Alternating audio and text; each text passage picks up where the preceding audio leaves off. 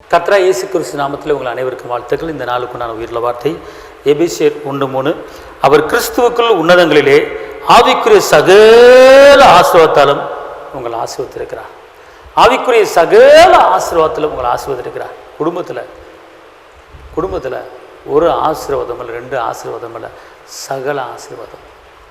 தொழில் ஆசீர்வாதம், வியாபார ஆசீர்வாதம், சுகத்தின் ஆசீர்வாதம், பலத்தின் ஆசீர்வாதம், சமானத்தின் ஆசீர்வாதம், சந்தோஷத்தின் ஆசீர்வாதம், பிள்ளைகளின் ஆசீர்வாதம், சந்ததியின் ஆசீர்வாதம், சந்ததி எதிர்கால ஆசீர்வாதம், எல்லா ஆசீர்வாதத்தாலும் ஏசப்பா சிலுவையில் இரத்தத்தை சிந்தி நம்மளுக்கு வாங்கி கொடுத்துருக்கிறார். அவர் உன்னதங்களிலே சகல ஆசீர்வாதத்தாலும் உங்களை ஆசீர்வதிச்சிருக்கிறார்.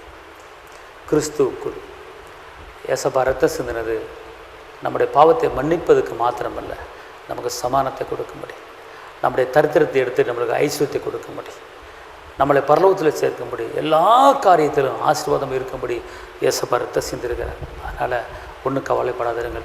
சகல ஆசீர்வாதத்தில் ஏசப்பா உங்களை ஆசீர்வதிருக்கிறாரு. பெரிய காரியத்தை செய்வார். உங்களுக்கு நான் செபிக்கிறேன். தகப்பனை ஏசப்பாவை நன்றியோடு துதிக்கிறேன், சோதரிக்கிறேன்.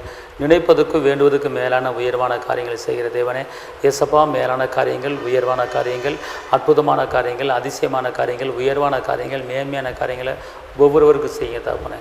மலை மேலே இருக்கிற பட்டணம்ல உயர்த்துங்க. இதுவரை நடத்தின எபினேசர் இன்னும் நடத்த போகிறீங்க. இந்த வார்த்தை கேட்குற ஒவ்வொருவரையும் சகல ஆசீர்வாதத்தில் ஆசீர்வதித்து பெருக பண்ணுங்க. கீழாகாமல் மேலாகும்படி, வாளாகாமல் தலையாகும்படி மலை மேலே இருக்கிற பட்டணம்ல உயர்த்துங்க. இயேசுவின் நாமத்தில் பிதாவே, ஆமென். கர்த்தர் உங்களை ஆசீர்வதிப்பார். தேவனுக்கே மகிமை. ஹல்லேலூயா.